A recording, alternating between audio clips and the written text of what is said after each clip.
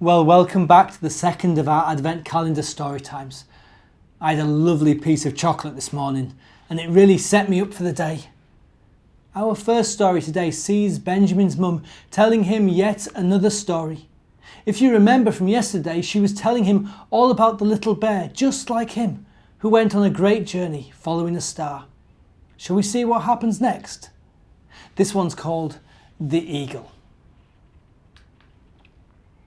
On December the 2nd, Benjamin opened the next door and uncovered an eagle. After the little bear had walked for many hours, he saw a very young eagle sitting in his nest on top of the highest cliff. "What are you looking at?" the little bear asked the young eagle. "I keep watching that star. It seems to be calling me. I wish I could follow it." "When you learn how to fly, you can follow it," said the mother eagle. The young eagle thought for a while. "Then I must learn to fly right now," he said. "I'll show you," said his mother. "You're big enough." Then she threw the young eagle out of the nest. The little bear screamed in horror, but before the young eagle struck the ground, the mother eagle swooped down and caught him, then carried him back up to the nest.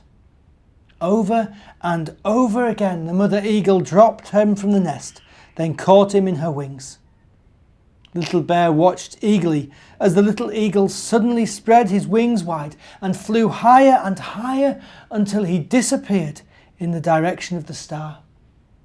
"Wait!" cried the little bear. "I'm following the star too!" And he hurried on his way. "Does the mother eagle always catch her young when they fall?" asked Benjamin, when his mother had finished the story. "If we trust in God, He will always catch us before we fall," Mother Bear replied, and gave Benjamin a big hug. Let's see what our Advent calendar holds for us.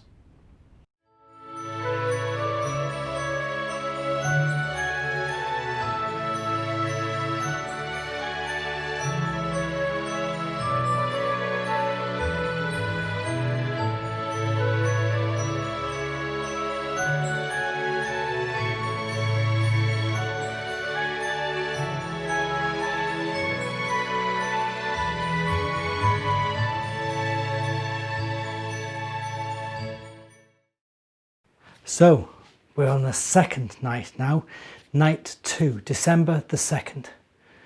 Early days in our Advent story, but still adding new characters every day.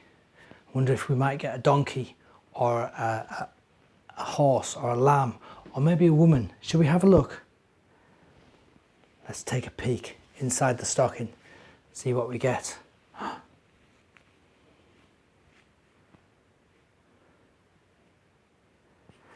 Got the number 2 on it. Turn it round. It's a man with a sheep and a lamb. A shepherd. Shepherds were really important in the story of Jesus, weren't they, in the birth of Jesus? Shepherds were kind of the poorest in society, and yet God spoke to each of those. So we're going to put our shepherd now into our nativity scene and see where he fits in and where he goes. But don't forget, God loves all people, including the shepherds.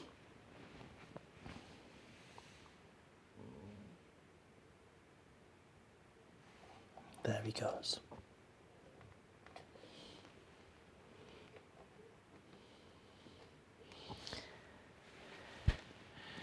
Come back tomorrow and we'll see just exactly what happens next.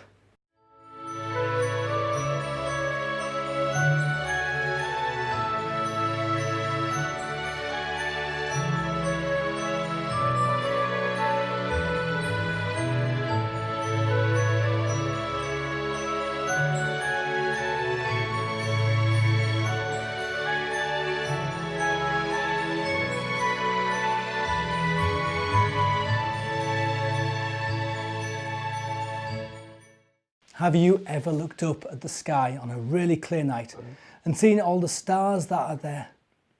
Sometimes it's hard to see them all because of the lights from the houses and the street lights that are shining. They shine so bright, don't they? But if you go out into the countryside when there's no clouds and you look up, There are so many, all shining and twinkling, each one a huge sun, some much bigger than our sun, and yet they all look so small. Sometimes you can see a special star that's moving across the night sky, and people sometimes make wishes on them. Our story tonight tells of one such wish made by a very clumsy girl called Claire. And so we're going to read A Lucky Star for Calamity Claire. First, there was a dull thud. Plunk! Then there was a loud cry. Mum! Ow! Mum jumped up for her work and hurried to the direction of the howl. Her little daughter sat crying in front of the bookcase, holding her forehead. Claire, what happened this time? I was just trying to get my book of fairy tales, and then this great big cookbook fell on my head, sobbed Claire. Mum picked her up and carried her into the kitchen. And as she pressed a bag of ice against Claire's forehead, she sighed, "Oh, my poor little Claire. You're a real calamity, Claire, aren't you?" It was true. Claire was always having bad luck. As soon as she went towards an open door, it would slam shut. When every other child was given a sweet, there was nothing left for Claire. And if there was a pile of dog do somewhere amongst the leaves, Claire was sure to step in it. She never missed a chance to do herself an injury. She fell over, she got stuck, she grazed her knee. There was never a time when Claire didn't have a bandage somewhere on her body. Just before Christmas, the family went to see Claire's grandparents, as they did every year. Claire loved the little farm and always accompanied her grandmother on her evening rounds. Good night, dear chickens. Sleep well, dear sheep. Close your eyes, dear cow. But this evening, when Claire shut the big farm gate, suddenly a bright light spread across the sky. Look at that, Grandma. Oh, it's a shooting star, said Grandmother. You're lucky, Claire. Now you can make a wish. In that case, said Claire rather sadly, I wish I didn't have to go on being Calamity Claire.